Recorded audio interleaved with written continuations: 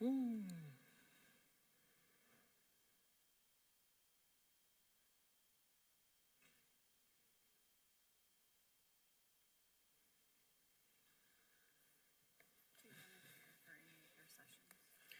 I think that for our session,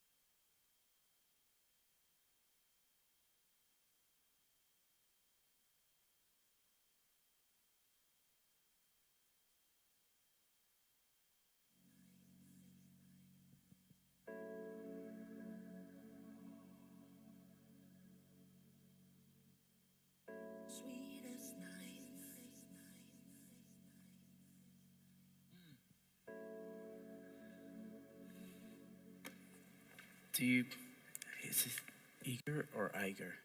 Eiger. Eiger, okay. Do-do-do.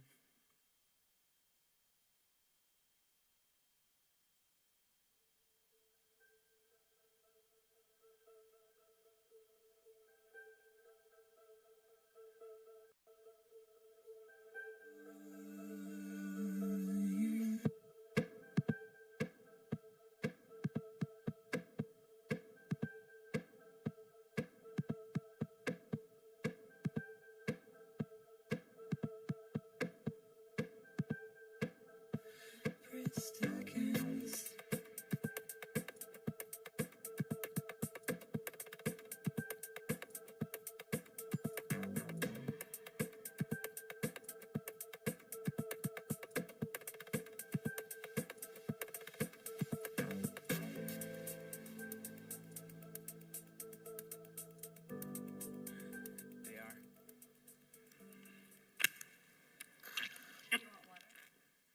No.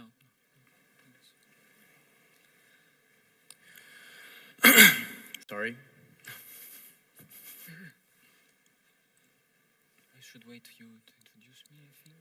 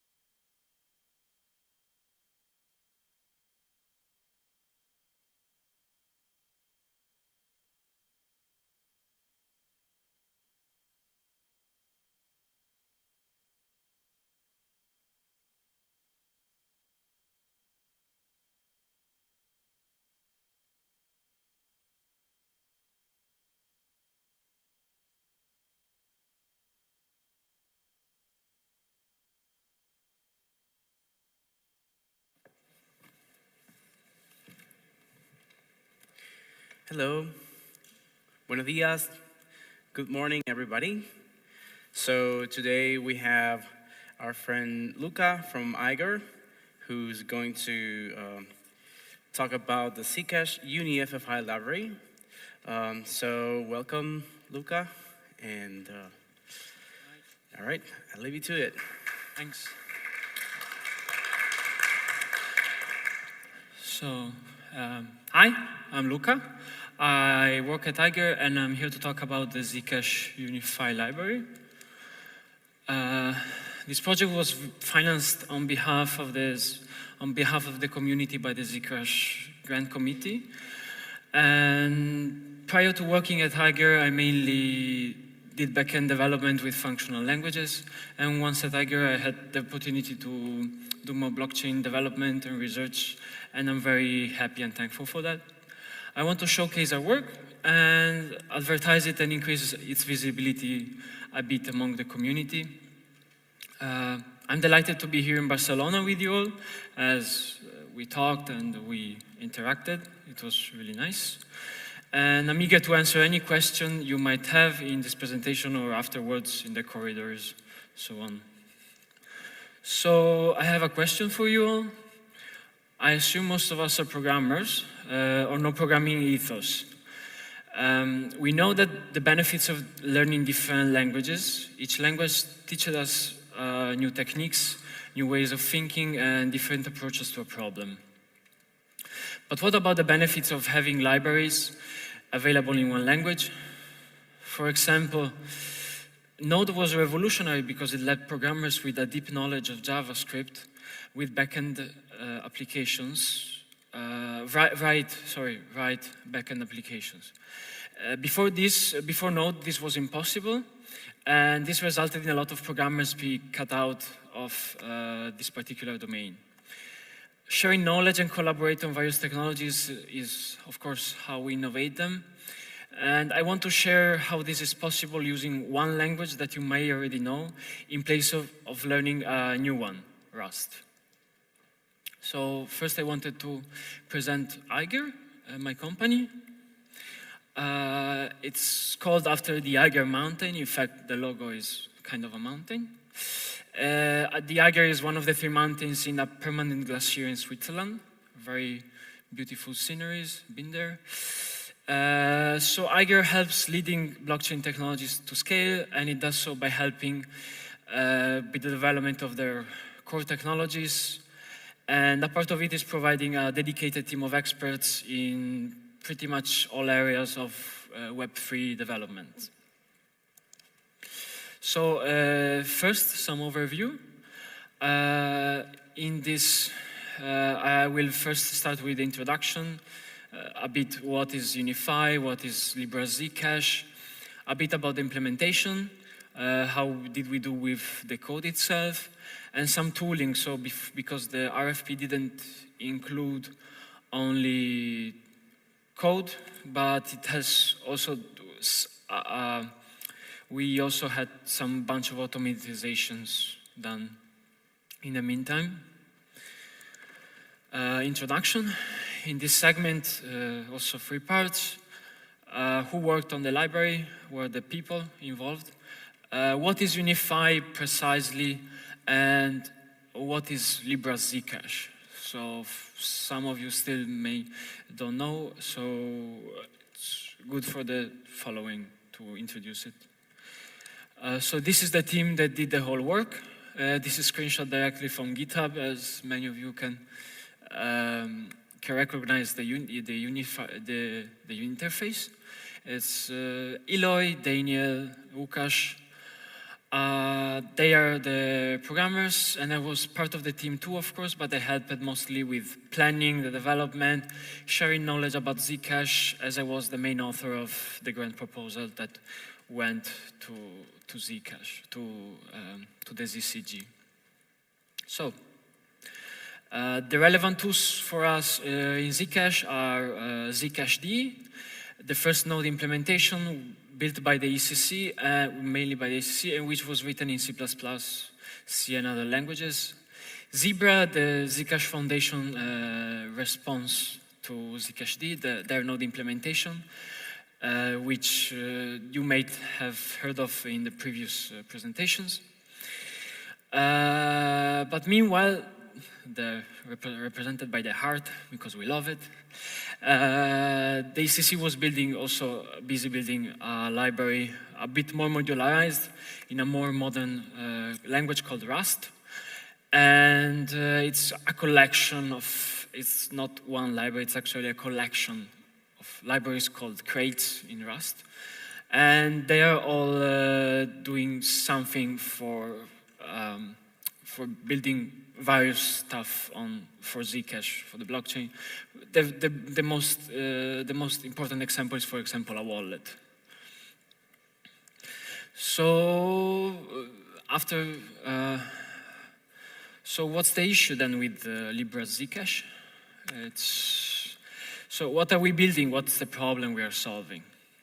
Well, if you wanted to build a wallet or a light client, you would need to use Libra Zcash crate, one of them, or many of them, which implements some common parts like address encoding and key handling. But what if you know another language and wanted to build something for Zcash? You would need to know Rust, and so learn a new language system, do some system programming, which is memory management, which is not something you do overnight. So this is the problem we set out to solve in our grant proposal, to make it possible to build on Zcash for a wider array of developers. So, presenting Mozilla, this is the next component of our work.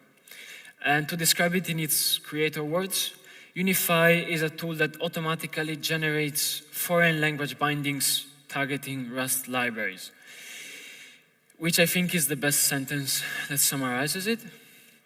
It is a library being built and maintained by the Mozilla Foundation, and it is constantly changing, and it's still under heavy development, so it is also relatively young. It is so wonderfully crafted, though, that it adapts to other projects completely unrelated to Mozilla. In very, very simple words, it takes a Rust library, it takes a Rust code base, we write a set of specification with that, which I will present, and then you will find generated libraries in other languages. Which are these languages? So why UniFFI? Because there are other tools, actually, which are similar. So you may then ask, aren't other tools out there that do the same thing? So the whole point of our work was to improve the accessibility of the ecosystem, translating the Rust libraries into libraries for 4 other languages, Ruby, Python, Kotlin, and Swift. The maintenance effort is considerably contained, but we assume this drawback because it is outweighed by all the benefits that it takes. So the specification is written in UDL, which has a lot of in-place conventions, and it really constrains the development, so it's kind of easier to follow with it, to build with it, actually. There is an expert team behind it, Mozilla, so we know that it will be also in the future maintained, and we can be sure that there will be still a tool like in 3 or 4 years. And another good plus is that there are already 4 bindings included in the library, plus 2 other languages, which at the moment, to my knowledge, are the only other 2 backends. They're built by NordVPN, and they have built C# and Go binding. So you can write a Rust library and have 6 libraries generated out of that code. There are some other competitor tools like what is called Interoctopus and Diplomat, but UniFFI is the one that is most developed, and it has a lot of benefits compared to them. So, some details of the implementation. We strive to motivate all of our choices and document all of them in writing. You may find a lot of discussions on our past GitHub issues correlated with a lot of documentation. And if you dig in our issues, you will find a lot of details on the development process, all the discussions, all the decisions we made it all public. We managed to complete all the features which we could possibly implement, and plus some side tooling which helped automate several tasks, and which is in the third segment mostly. So features, what did we implement actually in concretely? We had to choose what to implement at this stage because Libra Zcash was already quite big and we couldn't possibly do everything. So we decided to fit the most important parts from a functional point of view. So we decided to put inline documentation so that you write it once in the Rust library, and then you will have it exported to all other libraries in their own documentation template. So then you can, for example, automatically generate the documentation in each language ecosystem. There are Docker and Nix images so that you don't have to install a lot of stuff just to develop, but just build Docker and go forward with the development. So from the point of view of the code base, keys handling, so you can generate private keys, you can generate secrets keys, you can derive from there. There is the HD derivation, and there is also support for unified addresses. You can parse, validate, and derive addresses. So you can do a lot of handling with that at the moment. And there is transaction management, which was the hardest part, which lets you build, sign, and validate transactions. Also, there is a lot of tutorials which were complete with like use cases. There are like single line snippets. They are very detailed, and we tried not to leave anything to imagination or not leave anything to imagination and to case. So everything should be very, very straightforward once reading tutorials. So one of the points we were really focused on was the equivalence between languages. So this was a point that was, of course, very, very, very important. So how do you know that the Rust code will give us the same values that the other libraries give us? Because this was completely unknown. Like, of course, you can trust compilers to do the right job, but you really have to test that, and you really need to be sure that the libraries, for example, generate the same addresses, which I think is quite important. In an effort to avoid such a situation, we created a system to ensure that every single byte generated by the foreign interfaces is in the right place.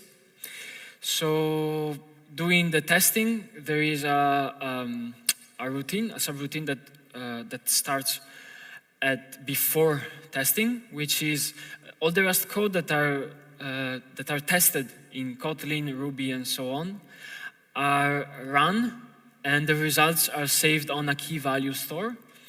And on the foreign binding test side, when they have to take fixtures to assert equivalence, they take these byte-encoded values from the key value store, ensuring that everything is locked in and every single byte is in the right place. So how does UniFFI work and how UDL language works? So as you can see, the languages are relatively similar in, so you can understand what's going on here. The tool will not try, in fact, to export the Rust code directly, because it's not like you have the whole library, you just execute something on a terminal, bam, you have 4 libraries. You have to write a specification file in UDL, which actually tells the compiler and tells us also after what did we export precisely and what are the types used. And basically UDL is standardizing all the foreign language libraries. So UDL stands for UniFFI definition language, and it is a direct derivative from WebIDL, which has been used by Mozilla for quite some time, like a lot of time. I think they use it in Firefox, for example, to define APIs, several APIs like WebGL and JavaScript and all the other libraries used in JavaScript, for example. And there are several limitations, though.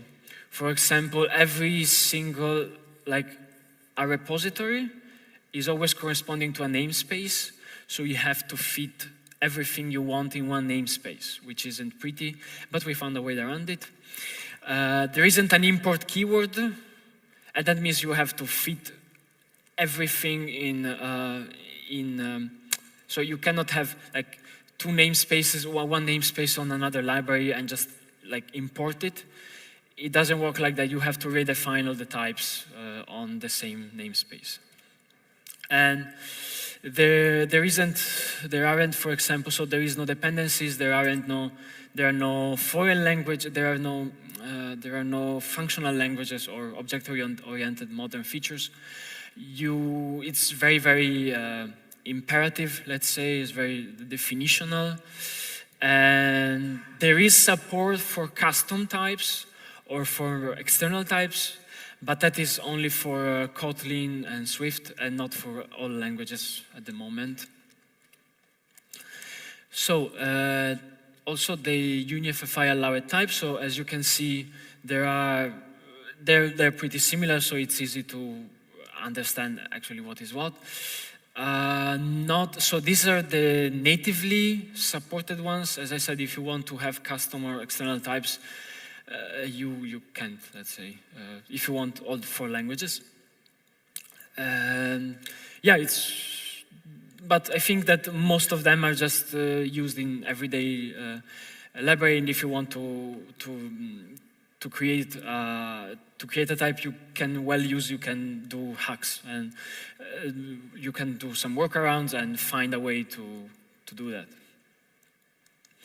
So to go about more technically, in UniFi, one very important central concept is lifting and lowering.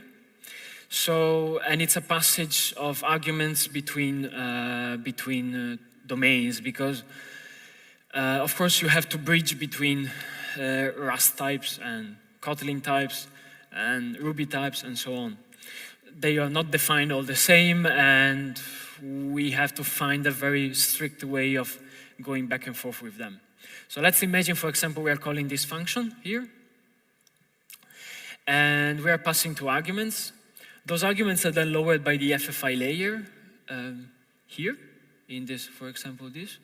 And each of these struct is defined, so this FFI converted type is defined together with this. They are all boilerplates. Then lifted again for use in the target Rust function. The Rust function executes, Rust result from the Rust function returns. It is lowered for the FFI layer, it is lifted to the target language binding, and it is returned here. So it's a pretty nice mechanism, I think. This functionality is used for all data structures, and they are, all the boilerplates are cloned for every structure, so there is a lot of, everything is explicit, which is both, well, it's hard to find stuff if you have a large library, but also it's very good because there is nothing hidden. There is no hidden magic, and it's easier to debug if you have problems. Honestly, we didn't have with that. It works very well. So also, for example, as you can see, this encode extended spending key, it uses the Kotlin standards, because in Rust, for example, you prefer to write in snake case, and in Kotlin you have camel case. So every language is then written with their own language standard in mind. And they have all, just a small detail, they have all an ID. So it's also kind of easier to search when you need to find a function very quickly. So some remarks about the above. You need to get used to it because it's not very standard, but after everything is said and done, it is quite pretty and it feels like it leaves a lot of control to the user. There are limitations on the language features we can use, so we have to adapt and think a bit differently. We cannot export the architecture. That means that it's very hard to keep the same structure in every language. It's almost impossible. So you have to be a bit flexible. At the moment, the 4 languages I mentioned, they are all included in the main library, but in the future, they will be everything external, so only the core library will be maintained. And I think it would be amazing to see this tool more used in the blockchain space because I think it's really helpful and it's more inclusive for a lot more developers. For example, data analysts use mostly Python and they're not programmers, so they use Python because it's easy.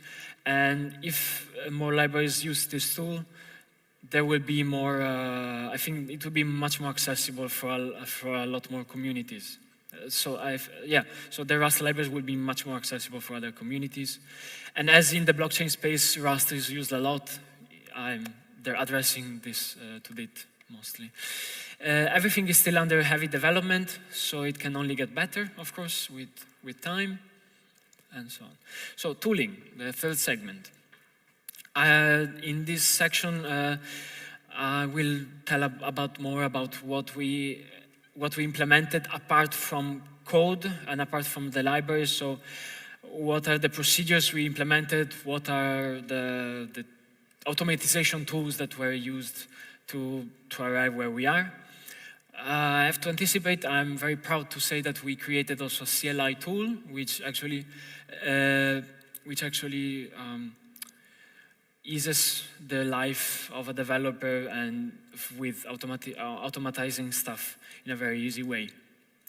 So we strive to use the development time to make the library not only what was envisioned in the original RFP, but also to improve the automatization of certain processes inside UniFFI itself. So even these tools can be used even without Libra Zcash, but for any other libraries we want to bridge.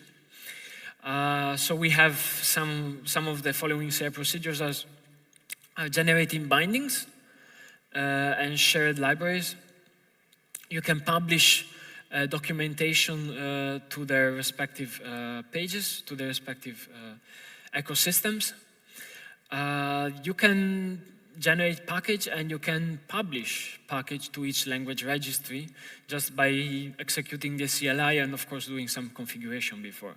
But it's everything very automatic and it really removes a lot of baggage, a lot of bureaucracy from the process. And of course, package generation, which is, of course, building and testing, it's also included. So it was very easy to just send it to the CI and let it do all the repetitive things. So we built the CLI in a way as to pack and publish the generate bindings automatically. The CLI provides a multi-stage build and packaging process that intends to help developers in debugging scenarios. It helps with the local bindings build, it helps with publishing, and it generates docs as well. So it's also, this is another point, so in the CI we don't use much GitHub Actions native functions. We use a lot of Rust functions, which we use to concentrate. So the Rust, the GitHub Actions, the CI that I show here, they use 95% of the directories executed here. They all come from the Rust code base. So they're very customizable and it's everything very controlled. So yeah, everything looks cool, but so how can you try it out? So the first version of the library may be found already on GitHub. I didn't use QR codes because then I thought it would be much easier to just download the presentation and click on them. The Swift may be used with the through Xcode very easily. You just enter in the package manager and then just paste the URL. The Python library may be downloaded with pip. The Ruby may be installed easily as a gem. And Kotlin, as well as through Maven or Gradle, it's very easy, of course, to include in the dependency file and just use it in the development. So side projects, some features were experiments or additions that can give benefits to all other potential users of the library. So the inline docs generation was, in fact, we needed to make a hard fork of the UniFFI library. So we are still working on possibly merging with the upstream library and then have just one library, of course, because it's better to have it included. We tested also with Elixir bindings using Rustler. The UDL split management means that, as I said before, the UDL file, to use it, you need to have one big giant spec file. We didn't want that. So we included also a subroutine that actually uses all the UDL files we wrote, because everything is very compartmentalized. And before compiling, before going into UniFFI engine, all the UDL files we generated, they're merged into a single one, and they're sent to the compilation. Support for Apple Silicon, which was not originally included in the grant proposal, but we decided, of course, a good idea to include it. And a complete CLI to use in the tasks after development. So conclusion, UniFFI is quite powerful, but still has a lot of rough edges. So as I said before, it's a bit hard, but you can get used to it, I think, in a couple of weeks. UniFFI is a good place to start for multi-language SDKs.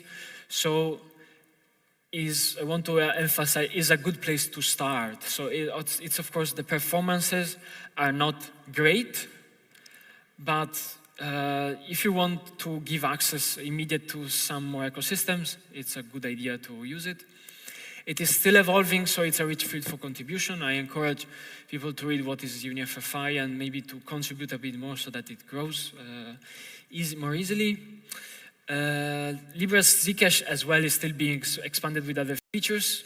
So future patches will be needed, and we hope that we'll be able to also work on it and to be included in the future decisional process. And one last thing. I think that UniFFI is about creating a more inclusive environment where we need one major language to write for most ecosystems. So, questions? Yes. Thank you, Luca. Big applause for him. All right, we have two questions. The first one is there something you don't like about UniFFI or UniFFI? Is there something I don't like? I think what I don't like is that it has support for basic things, but of course a lot of features are missing. So for example, concurrency is still a bit hard. So another thing I didn't mention, for example, is that, of course, everything is, so memory management is still a very, very, I think, sore point, and it needs much more work. Because, for example, when you use structs in Rust, you have to wrap them with arc, and that means that Rust delegates the memory management to something else. So it's for advanced development is very not suitable at the moment. Yeah. Okay, thank you. And another question is, do you have advice to people wanting to use UniFFI to create bindings? So, an advice. I think that, well, the first thing is that you start with from like a hello world example, and then you try to generate bindings for that. And there is a manual on UniFFI, so just search UniFFI manual on Google and it will be very easy to find. And there, everything is step by step, and that helped us a lot. There are sections also on internals to understand how it works internally, as some of the things I explained, like lifting and lowering. And be very patient, because the tests are not that fast. Yes, another thing I don't like is the test, because when at some point when we were writing tests, I think each suite could take, before we optimize it a bit, each suite of tests, so for each language it took like 30 minutes. So it's like 2 hours of testing. It's a bit too much. All right. There are no more questions from the public, but I do have a question. Yes. Are there any features or things that were not in the original RFP that you would like to implement in the future? Well, for example, we would like to include synchronization in the future, and that were not present. It's hard to say because there are a few features that, for example, they were included in the original RFP, and we couldn't implement because they didn't exist in Libreria's Zcash. So, yeah, I think there are some things still that we would like to implement, and can't say now which ones, so I cannot name them, but yeah, there's some other stuff, just I don't remember. There's some other stuff we wanted to do, but otherwise the grant would be like too large then, if we went to include also them. All right, there are no more questions from the audience. I don't have any more questions, so thank you very much. Thank you. Luca, and all your team from Eiger.